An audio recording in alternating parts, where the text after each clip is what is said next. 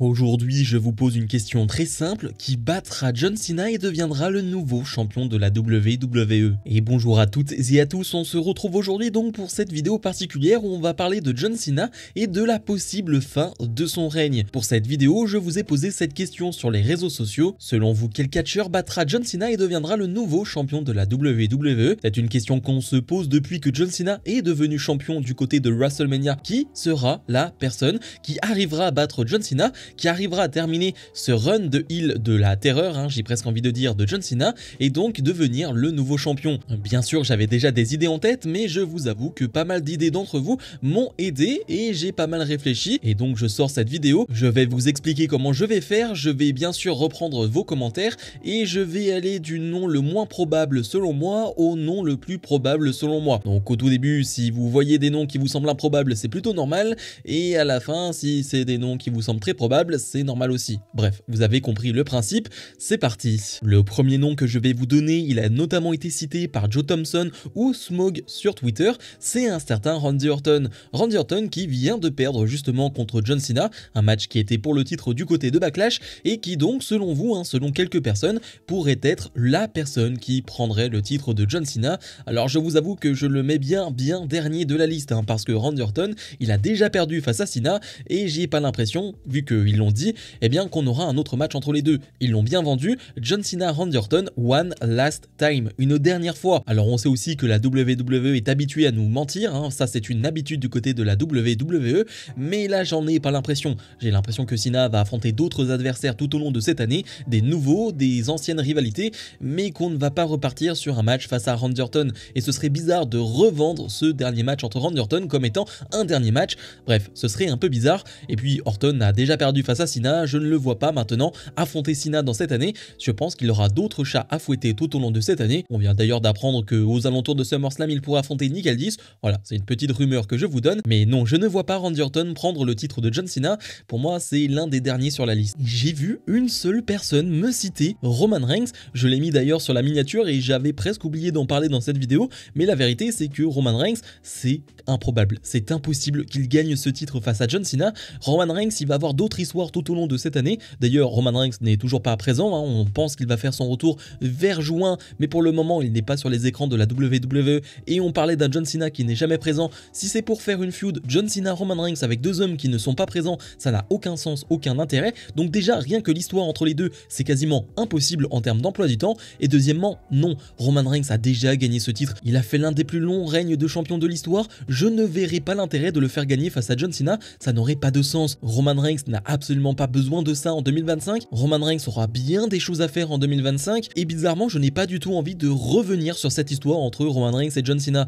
Comme je l'ai dit, c'est une histoire qui, certes, peut être intéressante sur le papier, mais avec deux hommes qui ne seront pas présents, ça serait bête de la faire parce que tu ne peux pas construire une histoire avec deux hommes qui ne sont pas là. Et puis en plus, Roman Reigns n'est pas vraiment un babyface. Alors oui, il n'est pas un babyface, on sait pas trop ce qu'il est, mais ce qui est sûr, c'est qu'il n'est pas un babyface, en tout cas pas totalement. J'ai pas envie de dire que c'est un babyface tel Cody Rhodes, si vous voyez ce que je veux dire. Donc le faire gagner face à John Cena, non, je n'y crois pas du tout. Je sais qu'il y a énormément de fans de Roman Reigns, mais là, faut pas abuser. Vraiment, faut pas abuser. Un autre nom qui a été cité par certains, notamment Nathan du côté de Twitter, c'est Sami Zayn. Sami Zayn qui est actuellement dans l'histoire de Seth Rollins, CM Punk. Il est un peu dans tout ce bordel-là et qui, selon certains, pourrait être un adversaire et un gagnant potentiel de titre WWE. La vérité, c'est que je vois Sami Zayn devenir champion du monde, mais pas avec ce titre de John Cena. Je pense que Sami Zayn, aux alentours de WrestleMania l'année prochaine, il sera champion du monde. Mais je pense que ce sera champion du monde poids lourd et pas champion de la WWE et qu'il ne sera même pas confronté à John Cena dans cette année 2025. Je pense que Sami Zayn, il aura d'autres chats à fouetter lui aussi, avec notamment déjà cette histoire avec Seth Rollins, avec CM Punk, et que ça va durer assez longtemps dans l'année, et qu'ensuite, comme on a pu le voir après WrestleMania, on va essayer de nous vendre un Sami Zayn plutôt crédible qui pourrait aller chercher un titre. Mais comme je le disais, je pense qu'il ira plus chercher un titre du côté de possiblement Jey Uso, s'il est encore champion, Gunther ou Seth Rollins, à voir qui sera champion à ce moment-là, mais je pense qu'il sera plus de ce côté-là. Mais oui, Sami Zayn, je le vois bien champion du monde. Je ne sais pas ce que vous en pensez, mais avec les récentes promos qu'on a eu de lui, j'ai l'impression qu'on va se diriger vers cela pour l'année prochaine. Et là, on va parler d'un catcheur et je vais parler d'un autre catcheur en même temps parce que ça va me permettre de faire la transition. Seth freaking Rollins a été cité par Aki sur Twitter, un Seth Rollins qui a maintenant un nouveau clan, un Seth Rollins qui semble être maintenant réellement dans le main event du côté de euros et qui semble vouloir chercher le titre de Jey Uso. Et c'est pour cela aussi que je ne vais pas aller sur Seth Rollins, parce que comme je l'ai dit, j'ai pas l'impression que son objectif c'est le titre de Cena,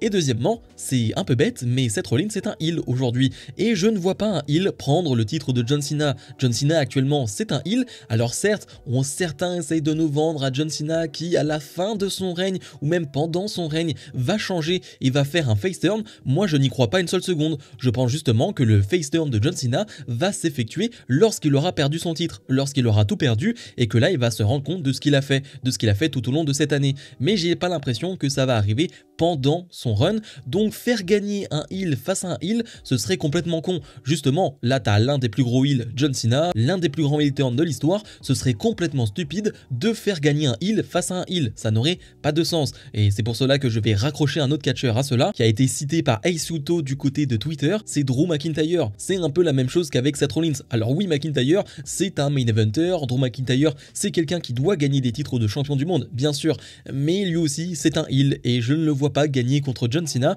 ça n'aurait pas de sens. Je ne sais pas ce que vous en pensez de ce côté heel contre heel, qui peut fonctionner à certains moments, je ne dis pas l'inverse, mais là dans cette situation précise, ça n'aurait aucun intérêt, et je ne suis pas sûr que cette victoire donnerait un boost supplémentaire nécessaire et intéressant à ces heels s'ils gagnaient contre le heel John Cena. Je ne sais pas si vous voyez où je veux en venir, mais j'ai pas l'impression que ce soit un très bon choix. Là on va réellement rentrer dans le vif du sujet avec des noms très probables, et déjà un nom qui n'en est pas un. J'ai vu pas mal de gens me dire, et si John Cena finalement ne perdait pas ce titre et juste le relâchait à la fin d'année, personne ne battra John Cena. C'est quelque chose qui a été dit par Shota, par Léon ou encore par Rex Sportif sur les réseaux sociaux. Certains imaginent un John Cena qui ne perd pas son titre cette année et qui va continuer tout au long de l'année d'être champion, et qui va à la fin de l'année, lorsqu'il arrêtera sa carrière, le relâcher. En vrai c'est intéressant sur le papier, c'est intéressant parce que tu as l'un de tes plus grands catcheurs de tous les temps qui fera un règne d'une année quasiment, et qui surtout ne perdrait pas, et ce serait assez légendaire de ne pas perdre dans son dernier run, bien sûr, mais dans la réalité des faits, dans la réalité des choses,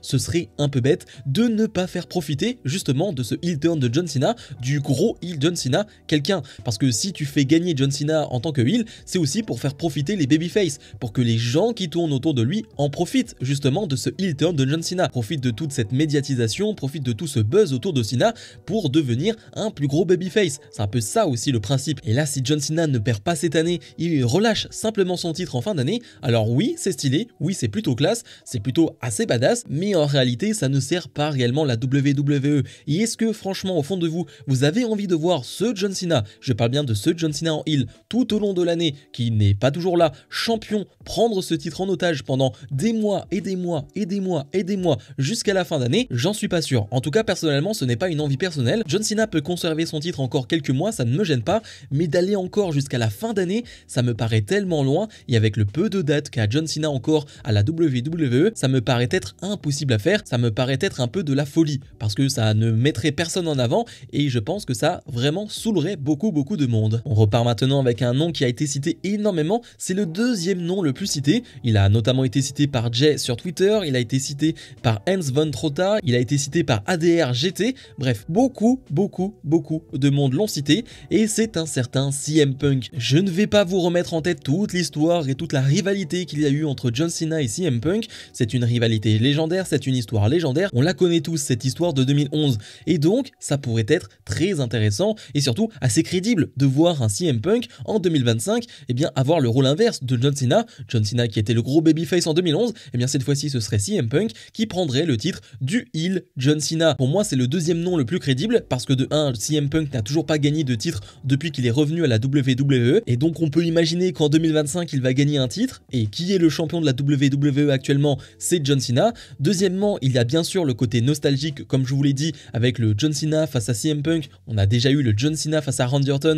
on a beaucoup joué sur la nostalgie, et cette année on va encore jouer avec la nostalgie bien sûr, avec le John Cena CM Punk, j'en suis persuadé. D'ailleurs on a eu une petite rumeur sur le fait que ce match pouvait arriver du côté du Money in the Bank, mais ça a vite été mis de côté, cette rumeur était plutôt fausse, et ce match devrait arriver plus tard dans l'année, donc plus tard dans l'année ça veut dire peut-être que John Cena sera encore champion, et que CM Punk pourrait être vraiment l'homme providentiel qui prendrait le titre de John Cena. En tout cas c'est sûr et certain, ce match on l'aura. Alors est-ce que CM Punk prendra le titre ou non, ça c'est encore autre chose, c'est une possibilité. Moi ça m'intéresse déjà sur le papier parce qu'on a vu leur petit échange du côté de Elimination Chamber 2025 et on a vu que leur alchimie était encore présente. Donc d'un point de vue in-ring, déjà j'ai envie de voir ce match.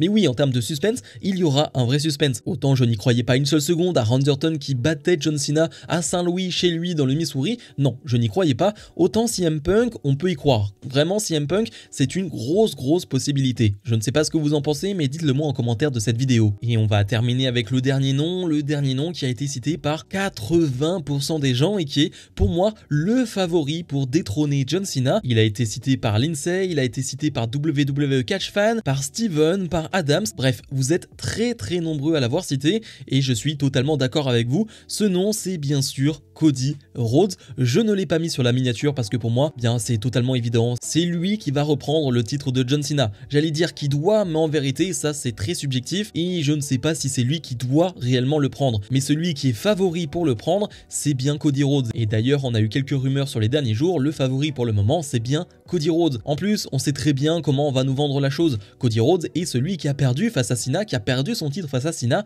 lors de WrestleMania. Mais il a perdu sur une triche et Cody Rhodes n'est toujours pas présent et on imagine que là, Cody Rhodes prend du temps en famille, prend du temps pour lui et qu'il va revenir encore plus fort et qu'il va revenir avec une seule chose en tête, le titre de John Cena et se venger de John Cena. Donc l'histoire, elle est toute écrite, elle est simple, elle est basique et elle est déjà toute écrite. Cody Rhodes est ton babyface ultime, il va revenir, comme je l'ai dit, encore plus fort, le public va être encore plus derrière lui et donc ça paraît être le prétendant logique, le prétendant évident. Bizarrement, c'est un nom qui a été énormément cité par vous et je sais qu'en même temps, si je dis que c'est Cody Rhodes qui va bien sûr reprendre le titre de John Cena, ça va faire énormément parler en commentaire de cette vidéo et beaucoup ne seront pas d'accord. C'est toujours très particulier avec Cody Rhodes, il y a des gens qui adorent, il y a des gens qui n'aiment pas, on est rarement dans l'entre-deux donc je sais que ça va faire énormément réagir. Mais soyons francs, soyons honnêtes, aujourd'hui, le prétendant le plus crédible, ça reste Cody Rhodes par rapport à toute l'histoire qu'il a avec John Cena, par rapport à son passif, par rapport à l'histoire qu'ils peuvent encore écrire tous les deux, ça paraît être le prétendant évident. Alors est-ce que c'est quelque chose qui m'excite, qui m'enchante plus que ça? Non, je ne vais pas vous dire que c'est ça qui me hype le plus,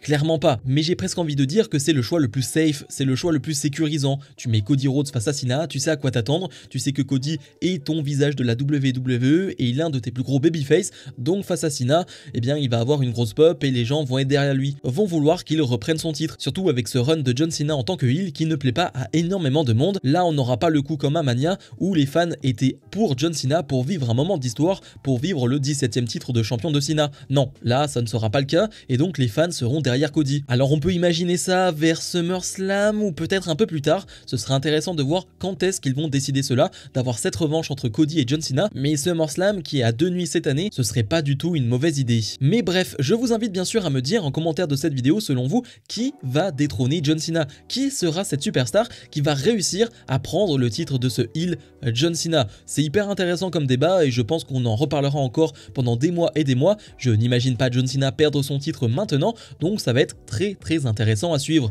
Comme d'habitude, n'oubliez pas de mettre un maximum de pouces vers le haut, à vous abonner et nous on se retrouve dans la semaine pour d'autres vidéos. Salut